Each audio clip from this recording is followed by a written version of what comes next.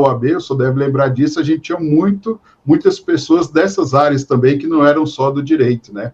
E a gente deixa a gente muito feliz, porque a gente sabe que as pessoas estão buscando uma importância e um embasamento muito grande. Então, assim, lhe agradeço de coração, eu sei que sua agenda aí é apertada, então a gente vai ter essa oportunidade aqui de conversar com o senhor, um tema que está cada vez mais importante, um tema que sempre foi importante, mas agora está sendo mais bem aceito, mais bem visto, né? Eu dou aula na Faculdade de Direito Ambiental e ontem, quando eu comentei alguns pontos que eu aprendi com o senhor no curso, eles se espantaram, né?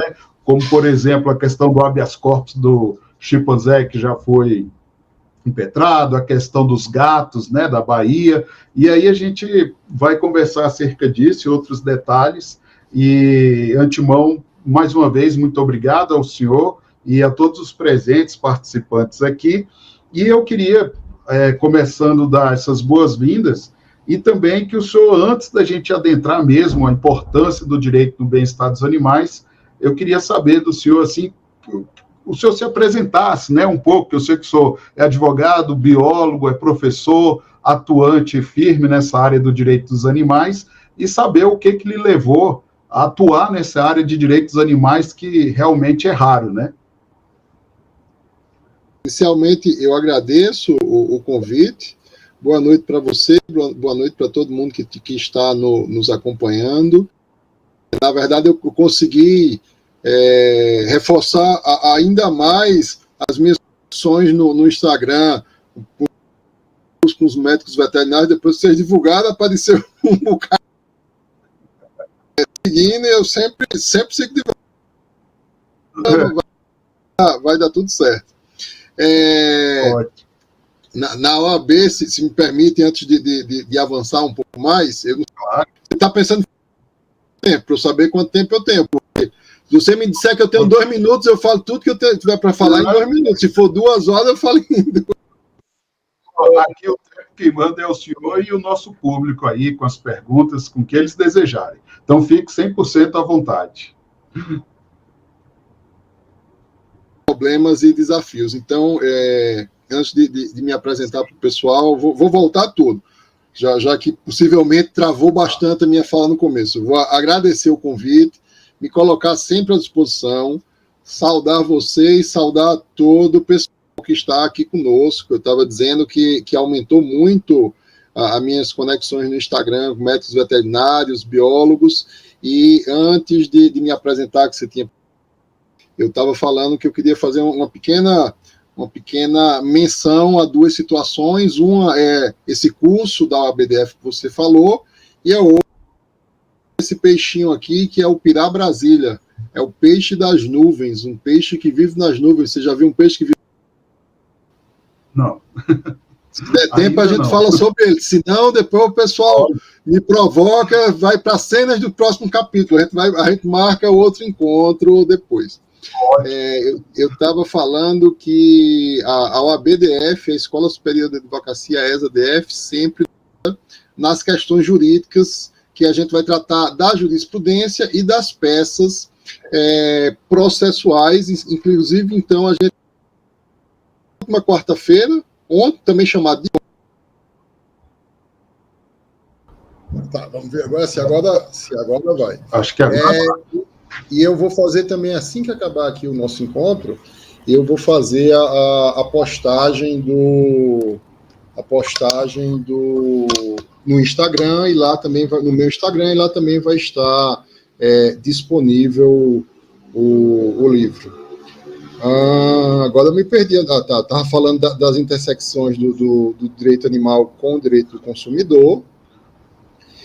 E depois eu faço também, aproveito a pandemia e faço 2 pós-graduações na Universidade de Lisboa, uma em animais e sociedade e outra em direitos dos animais. Atualmente eu estou como presidente da Comissão de Defesa dos Direitos dos Animais da OABDF. Eu coordeno o ODAE, que é o Observatório do Direito dos Animais e Ecológicos. e sou autor de alguns artigos, alguns livros, inclusive esse livro deriva do meu grupo de pesquisa e do grupo de pesquisa do professor Fabrício de Direito do Consumidor, meu de Direito Animal, e aquelas conversas acadêmicas a gente resolveu encarar esse desafio. O outro desafio que a gente está encarando, esse bem mais difícil e bem mais hercúleo, sou eu, o Yuri Lima e a professora Nina Disconzi, fazer uma sistematização das principais legislações estaduais e as principais decisões estaduais no que concerne ao direito animal, para facilitar a atuação, seja de ativistas, seja de magistrados, seja de advogados, na defesa dos animais. Gostaria, antes de passar a palavra para você novamente, meu caro, só de destacar a importância do direito animal.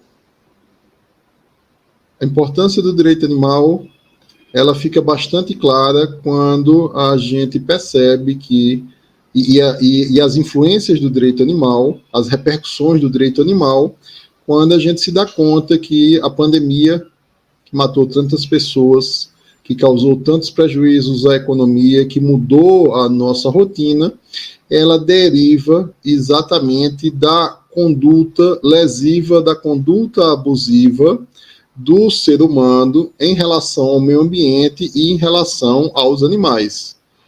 Inclusive, coloca em risco a nossa própria sobrevivência enquanto espécie. O fenômeno vida, eu acho que ele continua. Eu não sei se a gente continua aqui enquanto espécie no planeta, nessa nave espacial que nós estamos. E aí, professor, eu acho interessante o senhor trazer isso, porque eu acredito que o senhor também deva viver isso quando a gente começa a abordar uma questão ambiental, em especial do direito animal. A gente é muito taxado como, o bichinho, é um ecochato, você quer proteger o bichinho, e na verdade não é isso, né, professor? Eu acho que é deixar bem claro, como o senhor colocou, que o direito animal, ele é um ramo ali, né, do direito autônomo, e que ele está sendo fortalecido, como o direito ambiental já foi, e que não é uma coisinha boba, não é uma coisinha simples, né? É algo que a sociedade demanda, e os animais principalmente, né? Isso, e em última análise, garantir o direito animal é garantir o nosso próprio direito à sobrevivência. Você falou do direito ambiental, o direito animal e o direito ambiental, eles são ramos irmãos, eles compartilham muitas semelhanças, muitos princípios, mas em determinados momentos eles são divergentes. Sim. Em qual sentido? O direito ambiental, ele vai perceber o animal enquanto sua função ecológica, enquanto sua função ambiental, e ainda ali no 225 da Constituição Federal, como um recurso.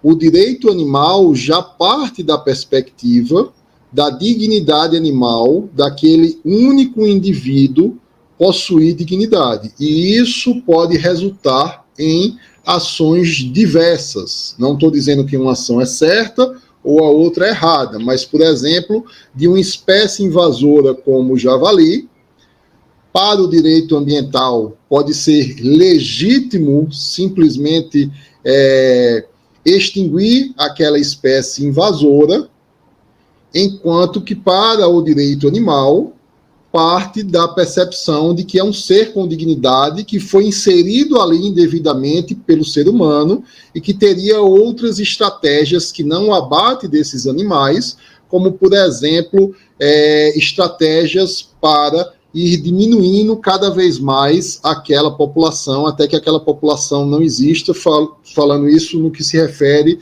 à reprodução desses animais, e há uma série de outras situações que vai haver grande divergência exatamente nessa percepção do direito ambiental enquanto animal, enquanto sua posição ecológica, e direito animal enquanto a percepção, o reconhecimento da dignidade animal. Perfeito.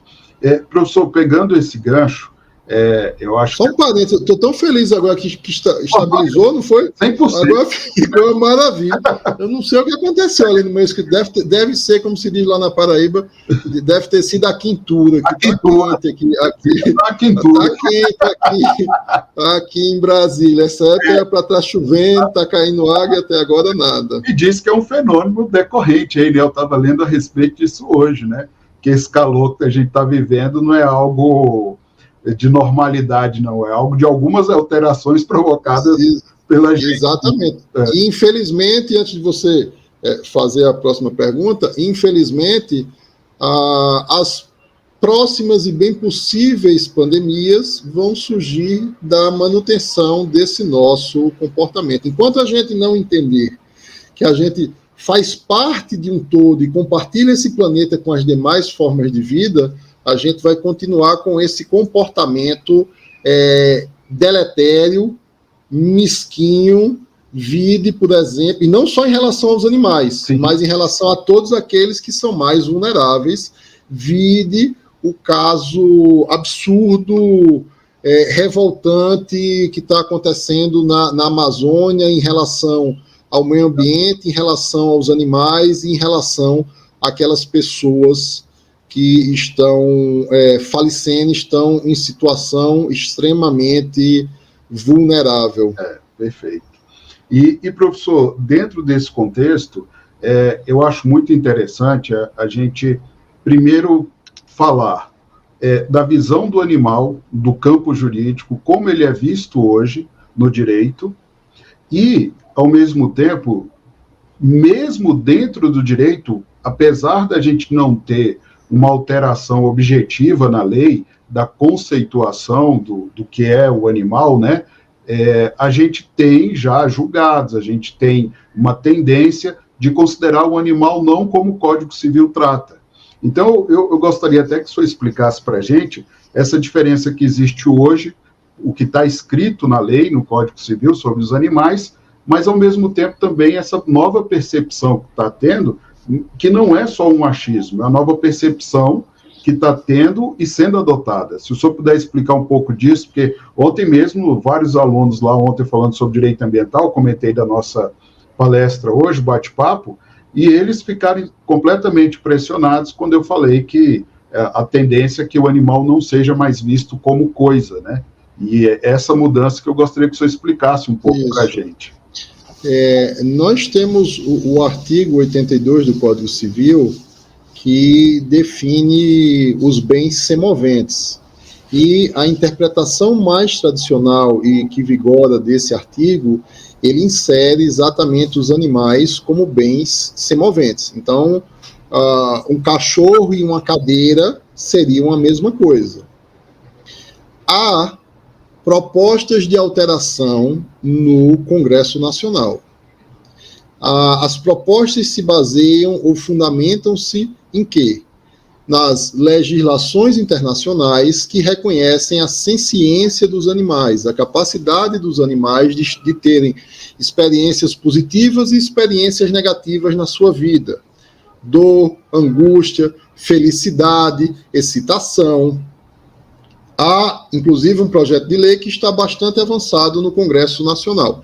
Foi votado na Câmara, foi para o Senado coloca uma emenda para tirar alguns animais do alcance desse projeto de lei. Não por acaso são 3 grupos de animais extremamente relacionados com a questão financeira. São os animais da agropecuária, os animais utilizados na experimentação animal e os animais que são utilizados nas ditas práticas culturais, mas em regra, leia-se, vaquejadas e rodeios. Então, voltou para a Câmara dos Deputados, a Câmara do Sistema Bicameral, a Câmara dos Deputados tem que saber se mantém ou derruba a emenda e depois vai para análise presidencial. Entretanto, a gente sabe que a tramitação no Congresso Nacional, a gente não tem uma certeza do lapso temporal. Eu não tenho uma certeza de que a tramitação de um projeto é 2 anos. São 3 anos, 10 anos? Não há essa certeza. E no direito há o princípio da inafastabilidade da jurisdição. Independente de ter lei ou não ter lei, o Poder Judiciário tem que se manifestar sobre aquela demanda que é levada a ele.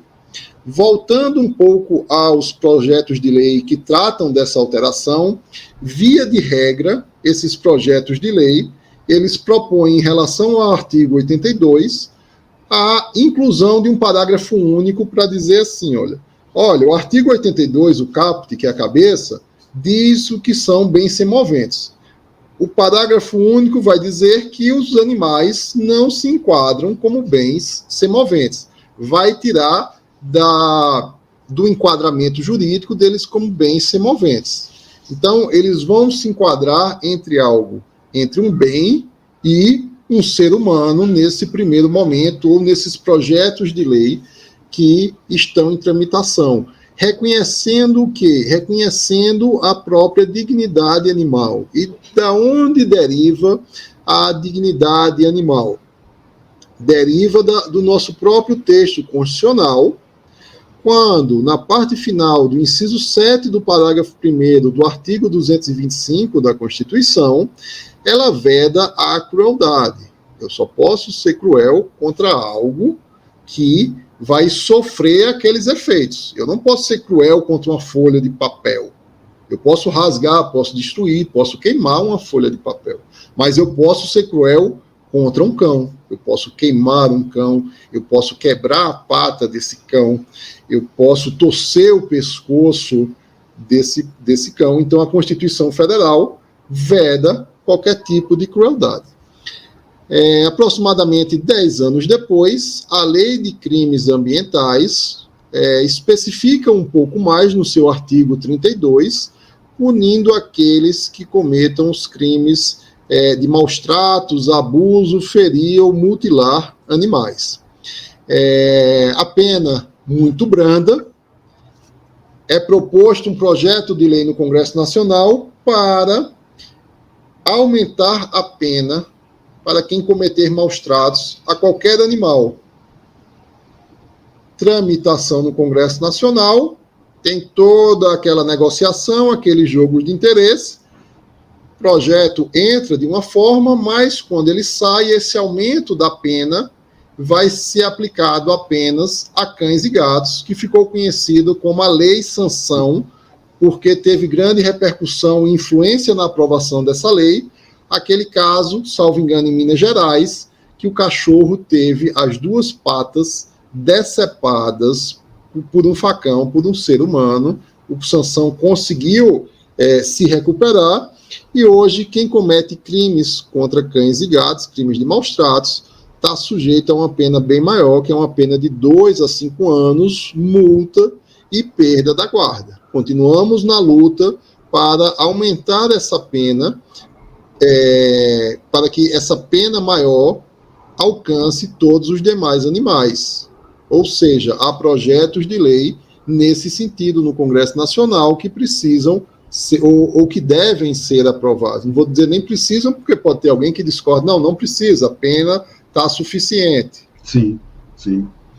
Agora, professor, nesse sentido, como que hoje, né, os advogados animalistas, né, o grupo de proteção dos animais, eles conseguem, mesmo com essa limitação objetiva posta na lei, atuarem na defesa dos animais, trazendo isso nessas questões de seres sencientes, né? Então, se eu puder falar um pouquinho do caso do habeas corpus, que a gente já teve, dos gatos, e qualquer outro que o senhor considera importante, eu acho legal a gente trazer esses exemplos também, né?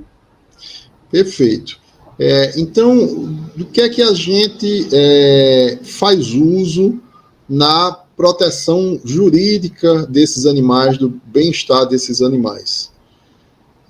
Em termos gerais, a gente faz uso de toda e qualquer legislação que possa favorecer aos animais. Em regra, os estados possuem legislações, alguns inclusive possuem códigos de defesa aos animais, e, junto com o texto constitucional, com outras legislações federais, como a Lei de Crimes Ambientais, eles acabam fornecendo um arcabouço jurídico para proteção a esses animais. Inclusive, no estado da Paraíba, foi aprovado o Código de Defesa e Proteção Animal mais avançado do mundo, que, inclusive, foi o primeiro a reconhecer direitos fundamentais aos animais. Infelizmente, esse código está praticamente na sua integralidade suspenso por força de decisão do Tribunal de Justiça do Estado da Paraíba. Então, o que a gente vai, nessa defesa desses animais, é construindo teses, demonstrando mudanças sociais. Vamos lá. Antes da gente ir para algo mais complexo, de um habeas corpus ou qualquer que seja, vamos para um orangotango, para um chimpanzé, ou para bois. A gente já teve habeas corpus impetrados para bois no STJ. Vamos para algo que talvez esteja mais próximo da nossa realidade, e que aí já passa a não considerar mais os animais como objetos. É o caso do reconhecimento da família multiespécie, que é uma conformação mais nova da família.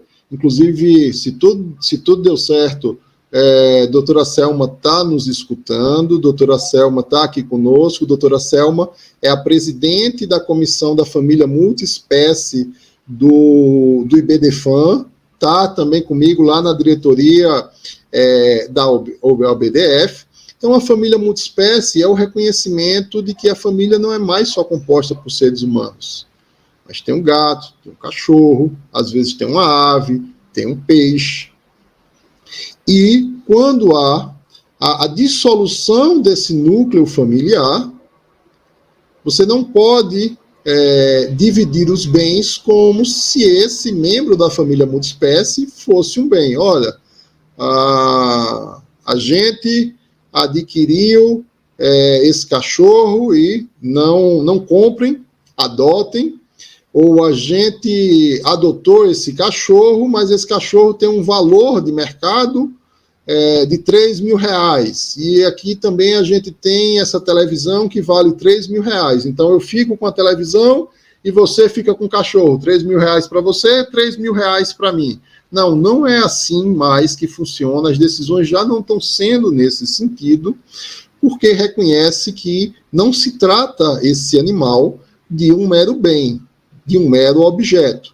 E, pelo contrário, já tem decisões, inclusive, que regulam situações de visitação, guarda e até mesmo da utilização de recursos financeiros para a manutenção desse animal, ou seja, o que na prática funcionaria como uma pensão paga a esse animal. Isso parte da modificação da nossa sociedade. Há pessoas, inclusive, talvez até alguns da nossa audiência, que têm muito mais amor e consideração e vínculo emocional para com o cão ou o gato do que para com o seu irmão ou sua irmã humana. E já tem algumas pesquisas que já fizeram esse círculo de empatia emocional, e as pessoas marcavam lá, bem próximo, ou os primeiros eram exatamente os animais antes dos seres humanos. Então, isso é uma evolução, uma modificação da sociedade.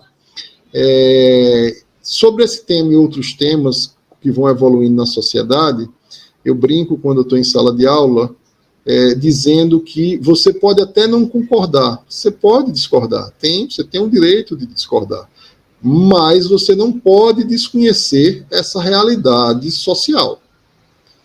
E acredito, inclusive, que quem estiver nos assistindo, que tenha cão ou gato, conversa com esses animais, e não só falam com esses animais, mas esses animais estão convictos de que esses animais respondem. Por óbvio que não vai falar português, mas tem toda uma linguagem corporal, tem todo um comportamento que você acaba identificando o que é que aquele animal quer ou o que aquele animal precisa.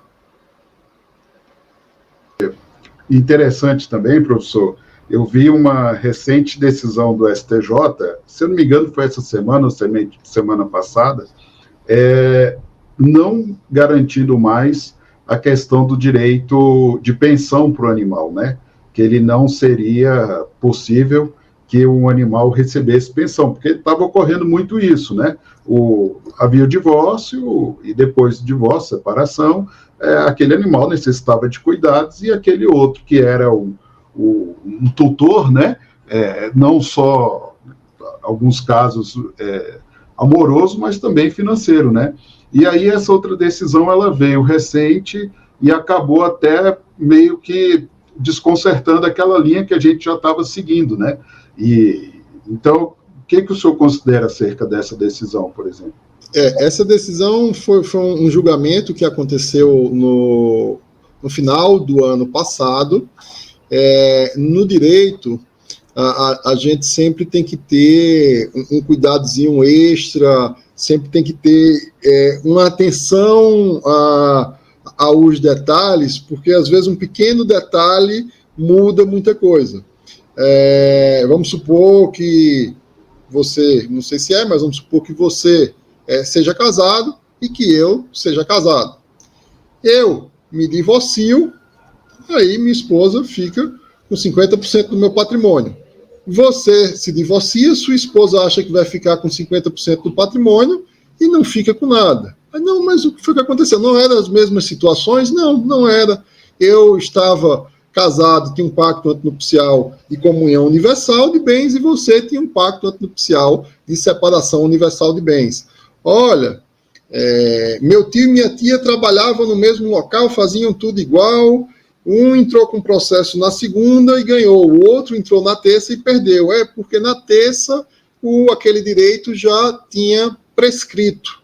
Então, o caso do STJ, de fato, se decidiu isso, mas tem alguns detalhes, algumas especificidades que a gente precisa analisar e precisa destacar. Primeiro foi que um dos ex-cônjuges pegou aqueles animais e disse que aqueles animais eram só dela. Depois, ela só foi cobrar aqueles valores, aqueles supostos valores devidos, muitos anos depois. Então, o STJ entendeu que aquela pretensão estava prescrita, não poderia mais ser cobrada, e, de toda forma, ela já tinha expressado, já estava demonstrado que ela tinha dito que aqueles animais eram só dela, que apenas ela seria a tutora. Então, foi nesse contexto que a decisão do STJ foi proferida. Não quero dizer com isso que não pode existir outras decisões do STJ ou de outras cortes que concedam ou que não concedam essa pensão. Essa é uma das belezas do direito, essa complexidade, essa diversidade de decisões, porque exatamente em cada situação nós vamos ter alguns elementos que vão fazer uma diferenciação de uma situação para outra. Eu acho que o senhor trouxe um ponto, professor, que é muito importante, porque principalmente no direito, as informações às vezes que chegam da mídia, elas trazem uma matéria ali muito bombástica e sem citar essas nuances, né? E acaba ou mistificando, né, algumas questões que, na verdade, não são bem aquilo, né? Mas, como elas acabam sendo chamativas, trazem esse efeito, às vezes, até negativo, né?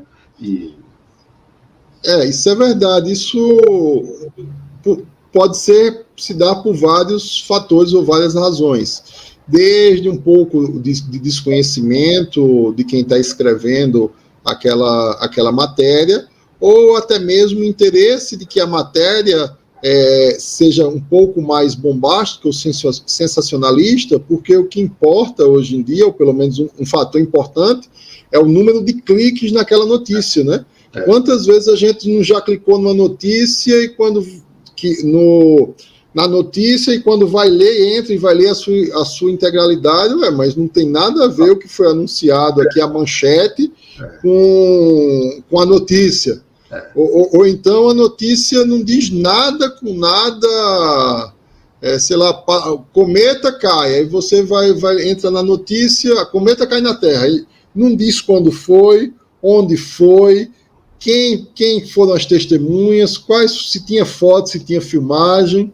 Então, é uma característica do nosso momento atual, que a gente tem acesso a muita informação, mas não necessariamente é muita informação de qualidade. Vide o que aconteceu nas últimas eleições, a quantidade de fake news que são propagadas, notícias falsas criadas. No meu tempo a gente chamava só de mentira mesmo, mas fake news é um nome mais chique, né? Traz em inglês, etc. Na minha época era só mentira, não, isso aí é uma grande mentira. A gente foi criado, inclusive, uma expressão a respeito disso, que é o tiozão e a tiazona do Zap, que não lê nada, não sabe do que fala, só compartilha aquela notícia quando você vai olhar, mas aqui não tem nada com nada, não tem pé nem cabeça o que está escrito aqui, sobretudo em relação ao último resultado eleitoral para presidente da República. Em relação ao direito animal, já que já que eu falei de eleição,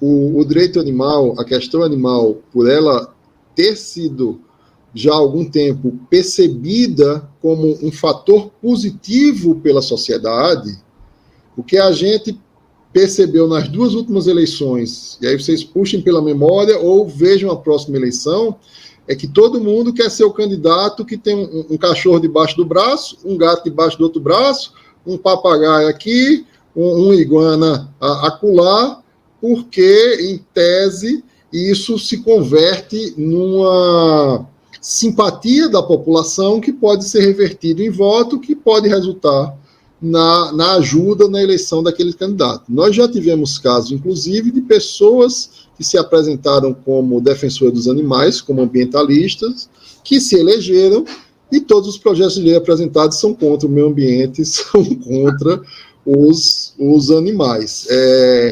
Eu digo que são os bônus e os ônus dessa popularização do direito animal, dessa importância do direito animal. Da mesma forma, quando um gênero musical ele tá ali, usando uma expressão mais da moda, bombando, aparece 50 bandas, 500 bandas daquele mesmo gênero e de qualidades, muitas vezes, inferiores ou duvidosas para surfar naquela onda daquele gênero musical. Então, no direito animal, também acontece isso. Nós já tivemos aqui no Distrito Federal um projeto de lei que foi proposto na última sessão da Câmara Distrital, supostamente que era para proteger os animais, e o conteúdo do projeto de lei era totalmente contrário aos animais. A gente foi despachar com o deputado distrital, mostrou para ele se convenceu, ele entendeu que tinham explicado equivocadamente aquele projeto de lei para ele, e ele, inclusive, foi conosco despachar com o governador para o governador não sancionar aquele projeto de lei. Era algo, assim, absurdo. Então, advogados, ativistas, ONGs, a gente fez, Ministério Público, IBRAM, documentos jurídicos demonstrando não só que aquele projeto de lei era contra os animais, mas também a incompatibilidade daquele projeto de lei com o nosso ordenamento jurídico. Perfeito. E professor... Se quiser ficar ainda no DF, se me permite, ou você quer fazer a pergunta, eu só ia emendar aqui no DF para trazer para vocês uma situação que eu acho que vai ser tema das minhas próximas palestras, vai ser algo como direito animal da luta ao luto e a luta novamente. Em qual sentido? Nós lutamos, e eu entendo que todos os atores do direito animal eles são importantes, eles têm a sua função na defesa dos animais, ativistas, juristas, pesquisadores, magistrados, Ministério Público, polícia, etc. A gente luta anos, consegue aprovar uma lei, o governador do Distrito Federal sanciona essa lei, o cumprimento dessa lei é ignorado, então, a luta inicial para aprovar essa lei, depois essa lei é ignorada, o luto, você trabalha tanto, você consegue, você acha que finalmente a situação vai mudar, a situação não muda, e aí você volta à luta novamente, e aí já é uma luta jurídica para determinar que o Distrito Federal cumpra a sua própria legislação. E trago 2 casos recentes e bastante emblemáticos. O caso das carroças no Distrito Federal, que até hoje o Distrito Federal está estudando uma maneira de como que isso vai ser resolvido, de como vai cumprir a lei, e a última situação, que inclusive teve uma recente audiência pública, é a questão dos fogos sem estampido, que a lei foi aprovada, e o Distrito Federal descumpriu, precisou a proposição de uma ação judicial, uma ação civil pública, para o Distrito Federal começar a se movimentar, a regulamentar, a cumprir a legislação. E eu trago isso como alerta, porque eu não gostaria que isso fosse sedimentado como modus operandi do Distrito Federal em relação às legislações que versam sobre direito animal.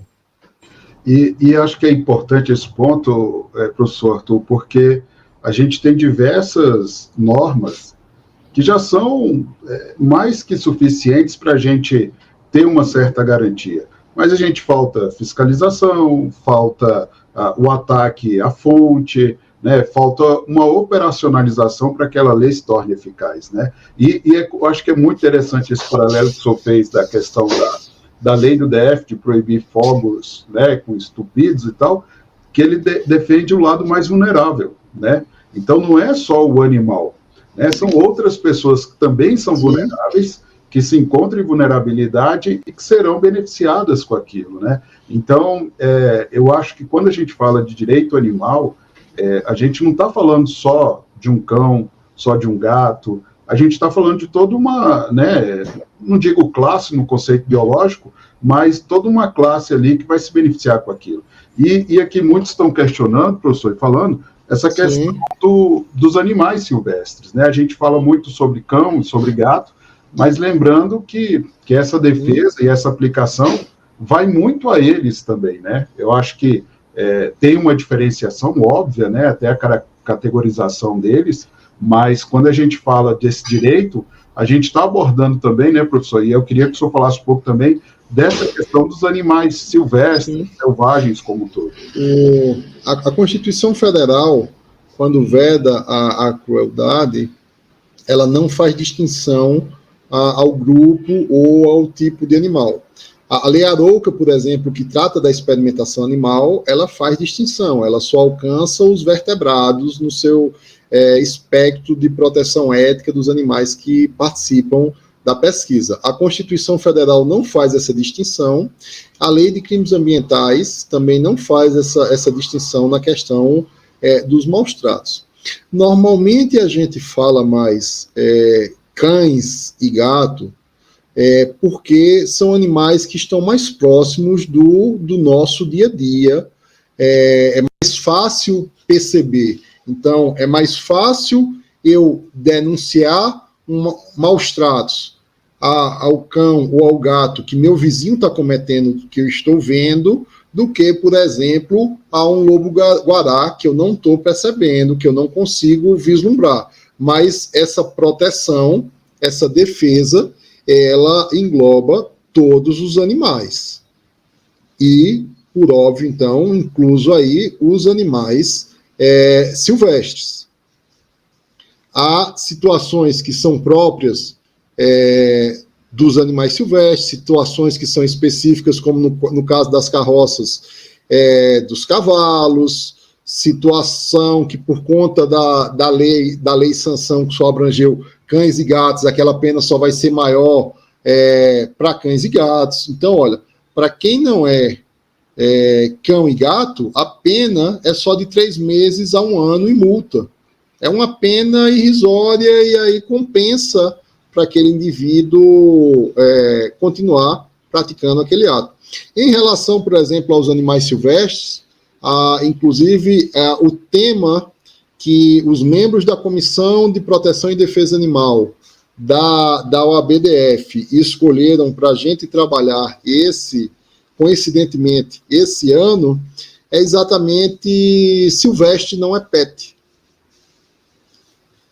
Porque, infelizmente, ainda há muita gente que acha que animal silvestre que bonito esse papagaio, que bonito esse lobo-guará, vou pegar esse filhotinho. Lógico, estou trazendo aqui exemplos, me dando liberdade para trazer exemplos mais livres. Por exemplo, a respeito do tráfico de animais, a cada 10 animais traficados, só um sobrevive, só um chega ao destinatário final. Tem relatório a respeito daqueles criadores de animais que supostamente iam aumentar o número de animais na natureza, porque não ia diminuir o tráfico, etc. Até o momento, até as referências que eu vi, isso não se concretizou. Pelo contrário, há alguns estudos que demonstraram que mesmo aquele animal legalizado, aquela ave legalizada, supostamente legalizada, deixa eu refazer aqui, mesmo aquele filhote de um criadouro legalizado, ele pode não ser legalizado, ele pode ser tirado da natureza. E como é que se percebeu isso? Foi feito teste, olha aí a ciência também. Você pega o DNA daquele filhote e não bate com o DNA dos pais. Ué, como é que pode aqui? Se eu tenho aqui o macho e a fêmea e o DNA aqui não está batendo do filhote. Significa o quê? Significa que esse filhote, na verdade, não foi cria desse casal, dessa matriz que existia. Significa que esse filhote foi traficado, foi buscado, foi caçado na natureza. Então, pois não, pode falar. O senhor fez eu lembrar, quando eu trabalhava na fiscalização do IBAMA, era muito comum, quando estava em operação, as pessoas ali, em uma região da Bahia, eles vendiam muito o Calitrix SP, o miquinho, né? O saguizinho, e a pessoa comprava achando que o animal era dócil. E, na verdade, o que os traficantes faziam? Eles embebedavam o animal ficava grogue, a pessoa comprava achando que aquele animal era um doce, obviamente, depois que passava esse efeito, ele voltava ao seu estado de natureza normal e machucava o ser humano. E aí o que acontecia? Quem sofria?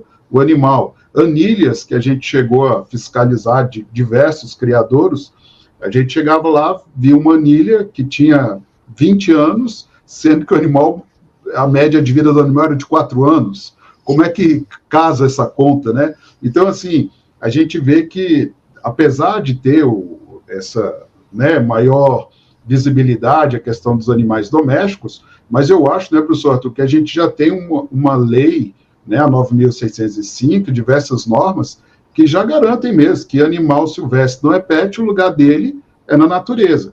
Agora, particularmente, a minha opinião é que a gente tem também situações que sabe, como eu já resgatei, uma onça de um caçador no Mato Grosso do Sul, por exemplo, Mato Grosso, desculpa, que essa onça, ela tinha as garras arrancadas por esse caçador, as presas cerradas, então, assim, era um animal que, infelizmente, não tinha a menor condição de retornar à natureza. E aí eu sempre dou desculpa interromper, eu sempre dou esse exemplo seu em sala de aula, e aí você me corrige se eu estiver errado. Nessas situações, são os 3 R's, que não são aqueles 3 R's da experimentação animal. É o resgate do animal, é a recuperação do animal. O animal pode estar com a perna quebrada, pode estar desnutrido, pode estar doente, a asa pode estar machucada, etc. E o terceiro R, que é a reintrodução desse animal no seu hábitat, no seu ambiente. Só que há situações tais que esse animal ele não pode ser reintroduzido, porque senão ele não vai sobreviver. Como esse caso da onça que você está falando, ela não vai conseguir caçar, que ela não tem dente, ela não vai conseguir se alimentar, então, infelizmente, ela não pode ser reintroduzida no seu ambiente natural. Ela vai para outro local, como, por exemplo, um santuário. Próximo aqui, nós temos o NEX, que faz um trabalho muito bonito, muito interessante. Na época eu levei para a Nex. Olha, não foi nem combinado. O pessoal aí está achando que a gente está combinando aqui as conversas. E aí 2 coisas aconteceram. A gente levou para a Nex e ela veio conversar comigo, a onça. Juro para o senhor, eu me emociono até hoje. Quando eu estava prestes a ir embora, depois de ter colocado ela dentro de um recinto, que era muito melhor, eu queria, claro, que ela estivesse na natureza, mas não era possível. Eu juro para o senhor que eu indo embora, ela veio em minha direção, tinha diversas pessoas perto, ela abaixou a cabeça, ficou ali arrastando, eu passei a mão na cabeça dela e fui embora, e ela falando assim, tipo, obrigado, sabe? Obrigado por me tirar dali. Então, assim, é uma comunicação, como o senhor disse, né? Quem quer escutar ou quem quer comunicar, comunica, né? Então, e aí, professor, dentro disso, até que eu acho que... por favor. Permita aqui, doutor. E, exatamente, ela teve as garras, né, e as presas arrancadas para ser criado como um pet, como um gatinho. A respeito desse agradecimento, eu não sei se você viu um vídeo, o pessoal já viu um vídeo que está circulando essa semana na internet, de um elefante que ele está num barranco, assim, escorregando, ele não consegue, deixa eu ver aqui, né? Ele não consegue subir o barranco. Aí alguém está com a retroescavadeira, vem com aquela pá, aí dá suporte aqui, e ele consegue apoiar e consegue sair. Aí depois a retroescavadeira está aqui, o elefante vem e agradece, encostando a cabeça, fazendo um movimento de agradecimento à retroescavadeira.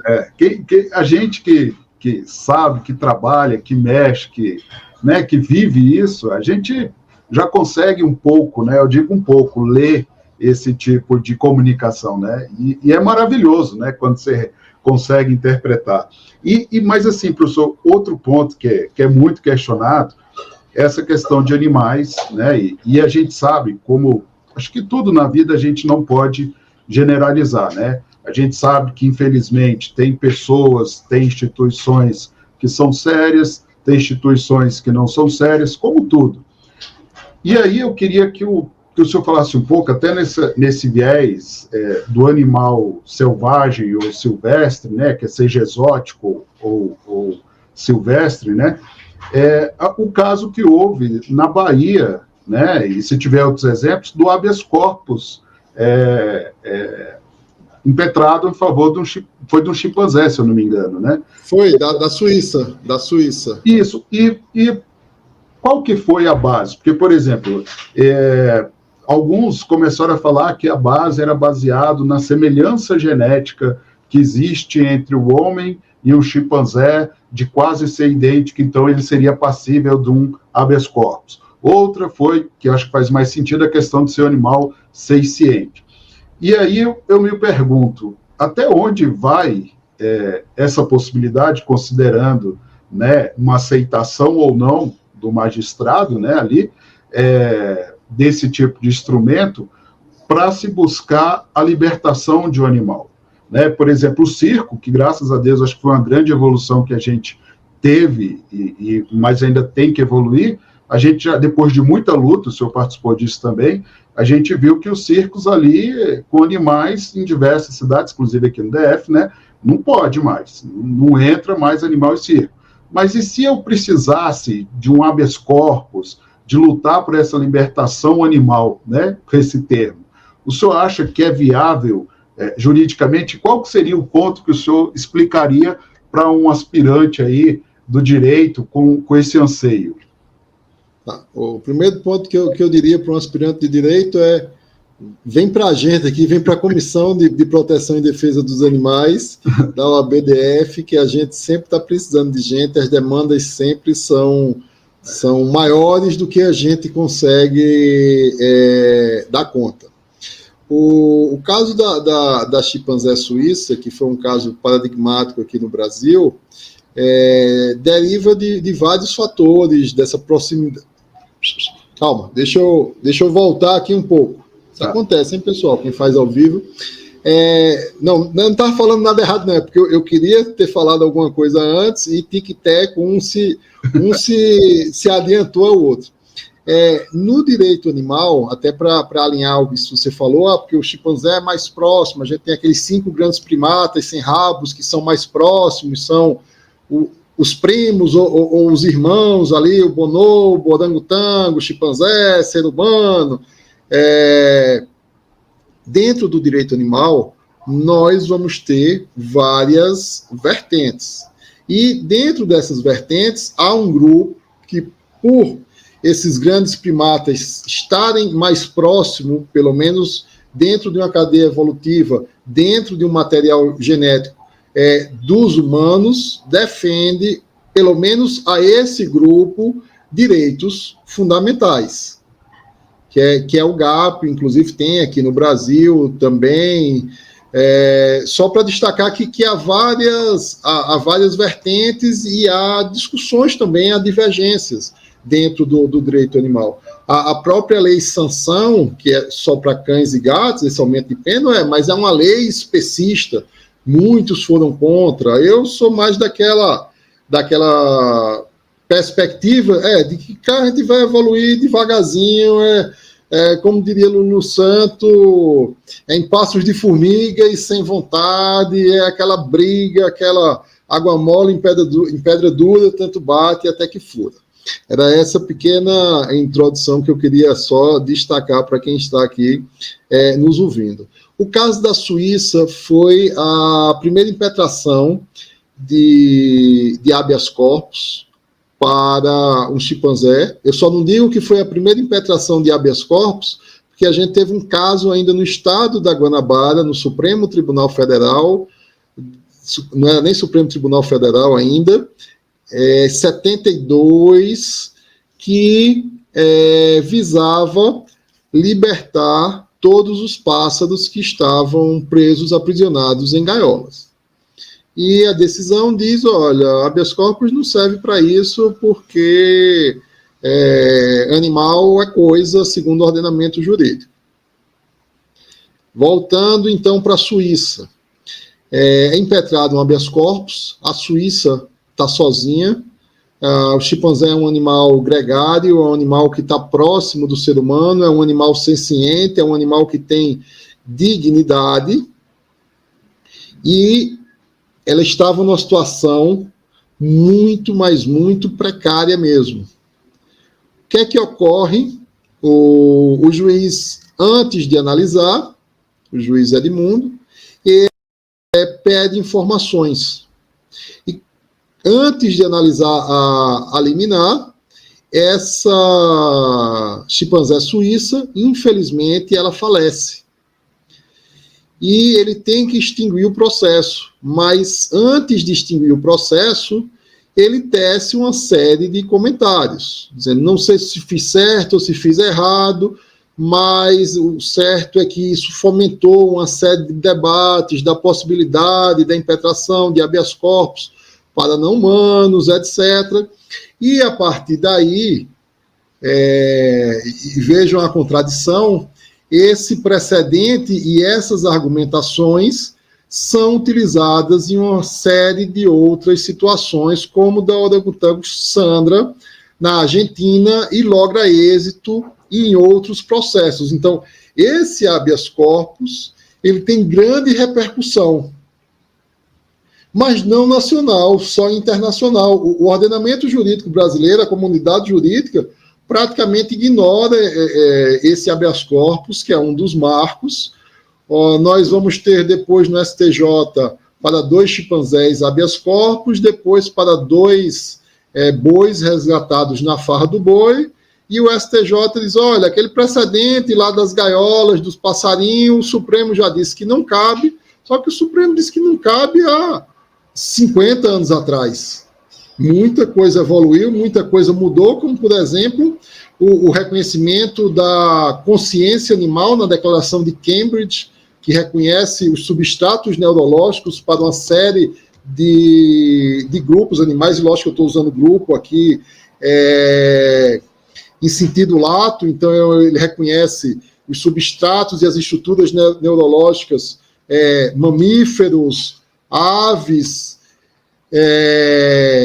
polvos, e cada vez mais as pesquisas estão avançando no reconhecimento dessas capacidades animais. A gente sempre tem que lembrar que a gente lê o mundo a partir das nossas perspectivas, a partir de uma visão antropocêntrica e com as ferramentas que a gente dispõe. Então, pode ser que a nossa visão esteja míope, que também as ferramentas atuais não permitam evoluir e reconhecer essas características em outros animais. Mas pesquisas têm sido feitas, inclusive os últimos artigos que eu acompanhei era exatamente no reconhecimento da senciência de peixes. Olha aí, indo para silvestres. A maioria dos peixes, então, eles morrem em agonia asfixiados. Só um parênteses, professor, não sei se você ouviu, foi essa semana que eu vi uma reportagem, o pessoal aí que está acompanhando a gente talvez tenha visto também, de um peixe que ele é servido frito. Já vi. O senhor viu, né? E preserva... Não, eu não vi a reportagem, eu já vi o vídeo dele, ele vivo, né? Ele frito vivo, né? Eles preservam a cabeça do animal, fritam o corpo e assim o servem. E aí o pessoal até questionava, esse animal está vivo, está morto, o que eles estão fazendo, né? Então, assim, eu acho que como diz, esse requinte de crueldade, ou a crueldade por si só, sem qualquer requinte, ela é nitidamente perceptível, né? Existe um parâmetro ali que todo mundo sabe e consegue observar isso, né? Então, é o mínimo, né, que deveria não existir. Se o animal está vivo ou está morto, não é uma discussão que me interessa muito, e vou dizer por quê. Porque o que me parece mais e me interessa mais é que parece que a alma, ou parte da alma de boa parte da humanidade, essa sim está morta para fazer tal prática. Não com tanto destaque ou com tanta crueldade. O último capítulo de livro que eu escrevi, inclusive com uma colega minha da comissão, a Nívia Osso, você falando, tem muita legislação, mas precisa ser cumprido. Me parece que a pesca esportiva, ela maltrata os animais, e ela não poderia ser permitida, e muito menos ser estimulada por órgãos estatais. O que a gente vê é municípios, estados, festival da pesca esportiva, campeonato de pesca esportiva. Aquilo machuca o animal e pode, inclusive, levar o animal a óbito. Então, me parece que está, ou na minha perspectiva, na minha visão, ou na nossa visão, no artigo, está inserido no artigo 32 da Lei de Crimes Ambientais. Sim, e a Camila aqui está até comentando com a Andréa Vive, que é uma questão que é muito feita, é a lagosta, né? O caranguejo, o siri, que é o que eles fazem, né? Só não é frito, mas é na água quente, né? Que ali acaba matando aquele animal, né? E aí entra muito aquela questão que a gente fala que a educação ambiental, como já citaram aqui, que tem que ser construída, porque é quebrar essa cultura, né? Que dizem, como fala da farra do boi, né? O período ali que aquilo é uma questão cultural, o Supremo já se manifestou que não existe, né, um princípio sobre o outro, a prevalência ali, E a questão cultural, no caso da farra do boi, ela não deveria prevalecer sobre o direito do animal, né? Então, e é isso só que a gente, né, tenta buscar. E da mesma forma, professor, acho que teve o caso também, né, dos gatos, né, que conseguiram a indenização. Eu lembro que quando eu fiz o curso lá na ESA, da OABDF com o senhor, foi citado, foi recente, tinha sido recente, essa ação sobre os gatos que conseguiram essa indenização, né, de uma construtora também, né? Sobre a lagosta, o caranguejo, já tem muitos países que não permitem mais essa prática, e veja quantas coisas a gente está falando de direito animal, da questão animal, e tantas outras coisas que a gente não está falando realmente, porque é um assunto que está diretamente relacionado com o nosso dia a dia. Um pouquinho antes de ir para a sua pergunta, a questão do cultural, a cultura, a gente evolui enquanto sociedade. Isso. Então, porque é cultural, isso não se justifica, senão a gente vai manter uma série de atrocidades que existiam na nossa sociedade. Especificamente sobre a farra do boi, o Supremo já proibiu, tem uma lei estadual também que proíbe, a lei estadual agora aumentou a pena, e ainda assim, se a gente colocar no YouTube farra do boi, vai ter uma série de vídeos recentes tratando da filmagem dessa prática. Inclusive, veja o que chegou a acontecer lá na farra do boi, que foi a questão da propositura de um projeto de lei que não foi sancionado pelo governador, que mantinha a farra do boi, só que mudava o nome. O nome era Festa do Boi. Pronto, não, a farra do boi não está proibida. A Festa do Boi agora a farra do boi agora não é mais farra do boi, é festa do boi. Então, a gente vai avanços e retrocessos. Então, a gente avançou na questão da proibição da vaquejada pelo Supremo Tribunal Federal, por reconhecer que é uma intrinsecamente cruel aos bois e aos cavalos, inclusive, também. Logo em seguida, o que é que nós temos? Nós temos a PEC da vaquejada, que insere o parágrafo 7º no artigo 225, que mais ou menos diz assim, olha, se a prática for cultural, se for garantido que não tem maus tratos aos animais, a prática pode acontecer. Sim. Como é que não tem maus tratos se ela é inerentemente reconhecido como por maltratar os animais? Há duas ações diretas de inconstitucionalidade, uma delas, inclusive, está prevista para ir para a pauta, foi proposta pelo Fórum Nacional de Proteção e Defesa Animal, para ir para a pauta agora no início de junho.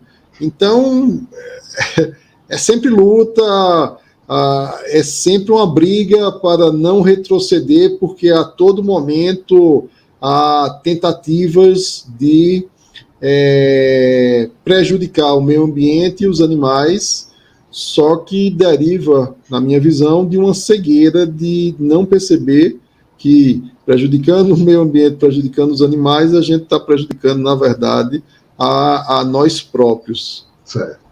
E a questão dos gatos, professor? Já tinha esquecido da sua pergunta. Eu estava aqui tentando lembrar. Ele deve perguntar, não, se ele não pergunta. Só puder contar, porque eu achei super curioso e bem inovador, né? O seu curso, quando você fez, foi o primeiro ou foi o segundo? Acho que foi o segundo. Eu acho que, se eu não me engano, foi o segundo também. Que o professor Yuri estava com a gente também lá, não foi? Isso, então foi o segundo. Ele foi apresentar o Yuri Lima, foi ele que propôs essa ação de os gatos que estavam no terreno, e a construtora, em vez de fazer uma ação positiva, olha, os animais estão lá, vamos fazer aqui um mutirão de adoção desses animais para ir para lares, para estar numa situação melhor. Não, simplesmente estava tirando aqueles animais de lá. O Yuri entra com essa ação. Em algum momento, no despacho do juiz, ele fala em gatos autores da ação judicial, mas ele não aprofunda esse reconhecimento da possibilidade dos animais serem autores de ações judiciais. Isso vai ser reconhecido só posteriormente, numa ação no Paraná, onde 2 cães ingressam como autores da ação. É extinto o processo, ou excluído eles do polo ativo da ação, é interposto um agravo de instrumento e o tribunal reconhece que eles têm capacidade jurídica para figurar, porque, em regra, quem figura é o quê? É a ONG, é o tutor, é o protetor, e agora não, agora há esse precedente e esperamos que surjam outros precedentes nesse mesmo sentido nas cortes brasileiras, demonstrando exatamente essa evolução do direito animal brasileiro. Em relação ao direito animal, às vezes eu me pergunto se nós estamos construindo o direito animal ou se nós estamos, na verdade, descortinando o direito animal. O direito animal já existe na nossa vida, na nossa realidade, às vezes só a gente não percebe. Eu tenho um texto que eu falo direito animal cotidiano e que eu trago uma série dessas situações. Eu vou trazer só uma para a gente perceber aqui. Ou não, eu vou com você. Você você é tutor de algum animal? Sou. Então vamos lá. Vários. Você acorda, o que é que você faz? Eu acordo com lambida dela. Então, já começa aí essa relação da família multiespécie. Beleza. Você toma algum remédio pela manhã? Tomo.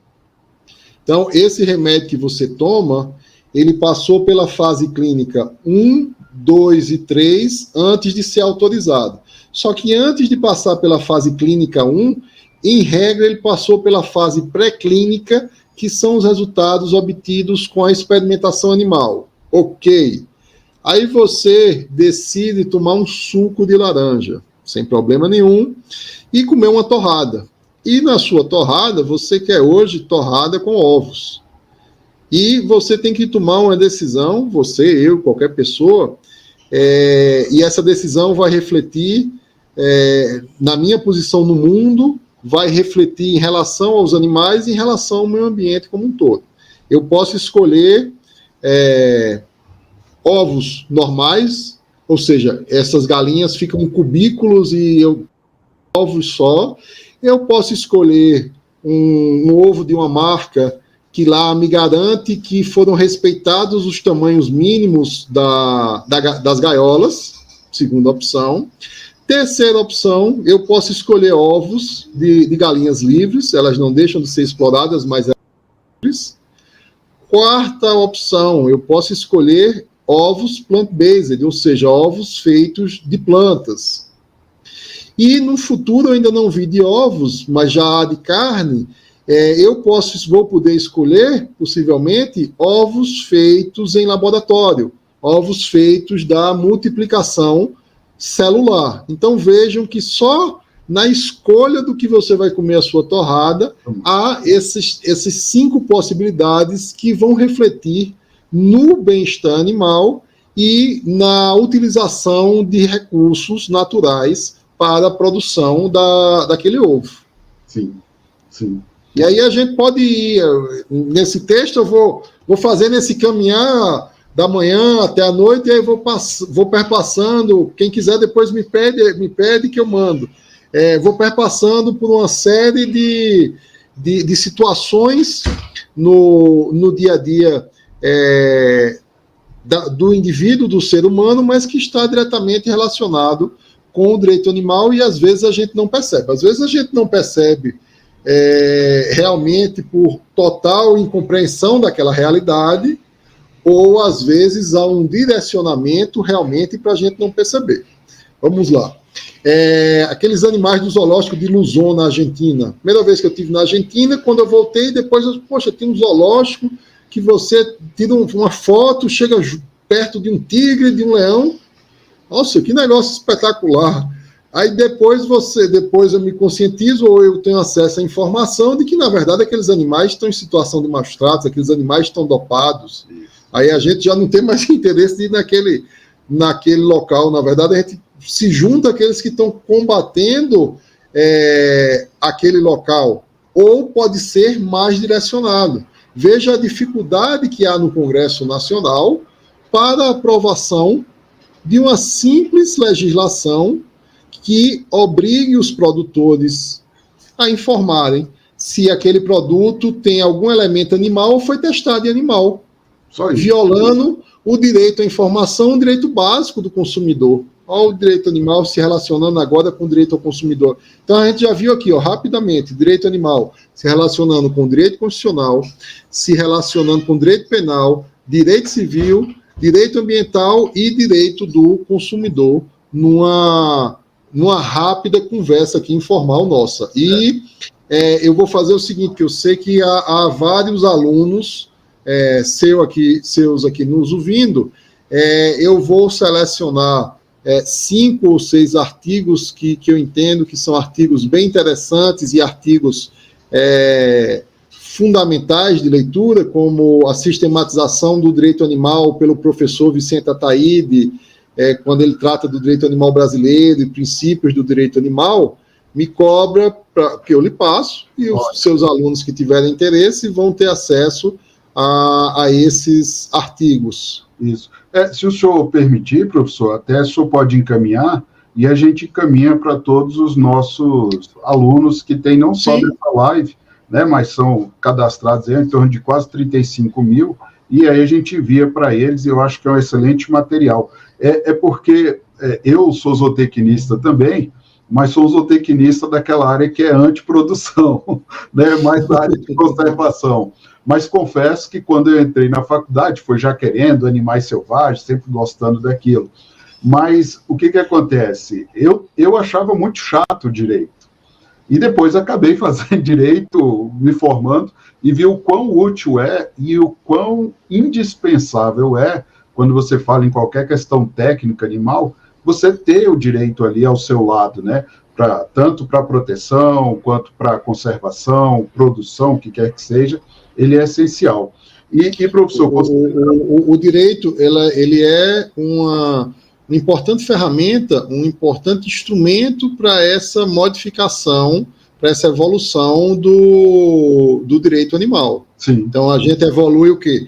Evolui na legislação, evolui na doutrina, evolui na jurisprudência, a gente sempre vai tentando evoluir nesse arcabouço jurídico para cada vez mais aumentar a proteção, os direitos, o enquadramento jurídico dos animais. Sim. E professor, a gente está aqui há 1h30, praticamente. Para mim passou como 5 minutos, foi muito bom.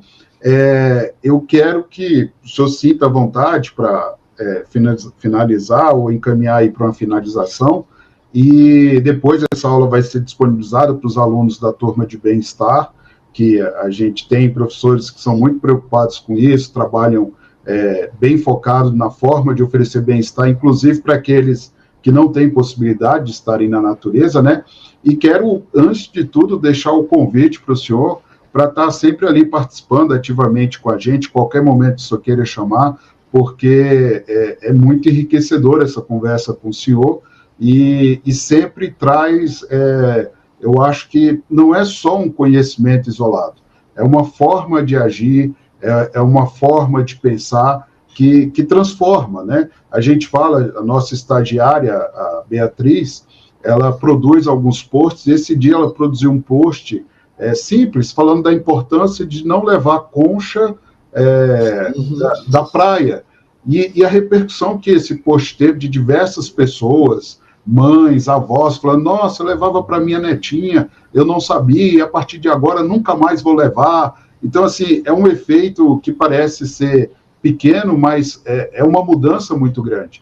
E eu acho que a partir do momento que a sociedade tem esse conhecimento mais aprofundado acerca do direito animal, a gente consegue propiciar uma mudança significativa na vida dos animais, principalmente, né? E na nossa, como a gente comentou, né, direto ou indiretamente.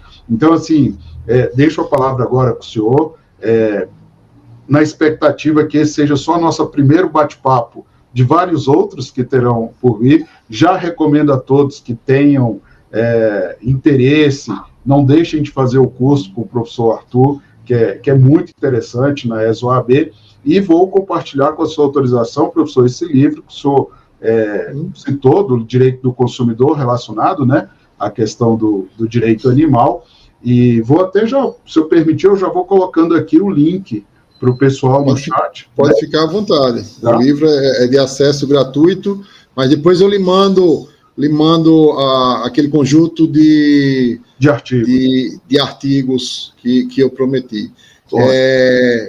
Já me encaminhando, então, para as palavras finais, eu agradeço mais uma vez o convite, a conversa, apesar do calor que está aqui, fluiu rapidamente. Eu disse, eu posso falar 2 minutos ou 2 horas, depende de vocês. O que não depende de mim, mas ainda assim, de alguma forma, estava relacionado a mim, eu peço desculpas por aquelas falhas na conexão na internet inicial, mas eu acho que depois que a gente decolou, o negócio foi eu não sei porque, no escritório ali, a internet hoje não estava legal. Eu estou sempre à disposição de vocês. Obrigado.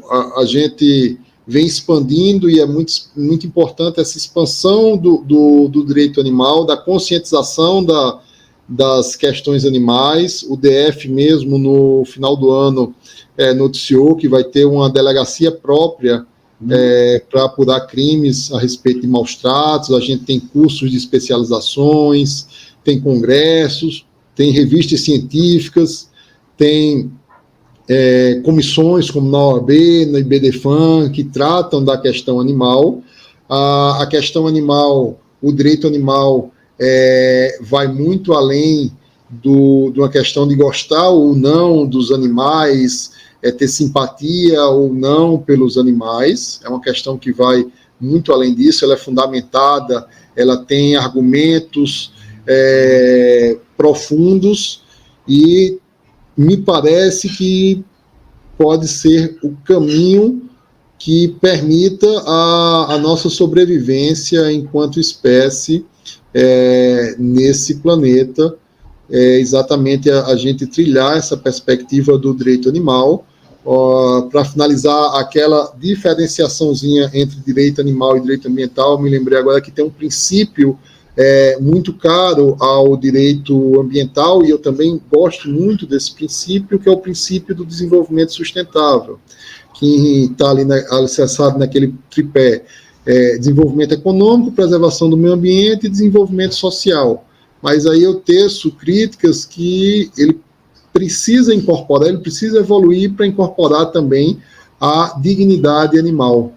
Porque eu não posso desmatar uma área e depois reflorestar aquela área e achar que não houve nenhum prejuízo para aqueles animais. Aquela área ali era a casa, era o alimento, era o abrigo daqueles animais. Então, realmente, a gente precisa repensar as nossas relações para permitir, da forma mais harmônica possível, a nossa permanência no nosso planeta, juntamente com todas as demais espécies. Veja quantas espécies não foram extintas única e exclusivamente por conta da ação humana. Sim. E o ser humano é essa criatura paradoxal, né? Da mesma forma que a gente tem o poder de extinguir uma espécie, a gente tem também o poder de fazer um projeto de recuperação daquela espécie, da quantidade de indivíduos, e depois de 10, 20, 30 anos já tem uma população considerável daqueles indivíduos, a gente tem a capacidade de criar um avião, e aí a gente tem que decidir se a gente vai usar esse avião para transportar órgãos para um receptor que está precisando, ou a gente vai utilizar esse avião para jogar bomba no país ao lado. Então, é dentro dessas possibilidades que eu acho que a gente tem que escolher qual caminho vamos trilhar enquanto sociedade, não só do Distrito Federal, não só do Brasil, mas sociedade global. Então, são com essas palavras finais e agradecendo também a todos que estavam aqui com a gente, todos que participaram dessa nossa conversa, que eu me despeço e espero voltar o mais breve possível. Com certeza. Professor, mais uma vez, então, muito obrigado, e conte com a gente no que precisar, até para a questão de divulgar, né, o ECOA, depois mostrar o peixinho, a gente divulga, fala um pouco desse para finalizar, esse peixe é o Pirá Brasília, é o peixe que vive nas nuvens.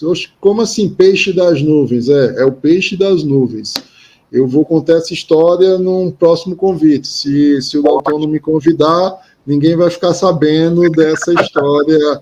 Como é que pode o peixe ser das nuvens? Maravilha. Combinado, então. O próximo a gente já começa falando do peixe das nuvens. Ok. Tá bom, professor. Obrigado mais uma vez. Uma boa noite e, poxa, fico muito feliz de ter o senhor a essa frente aí. Os animais, com certeza, são muito gratos. Obrigado, boa noite a todos. Um abraço, pessoal. Obrigado pela participação.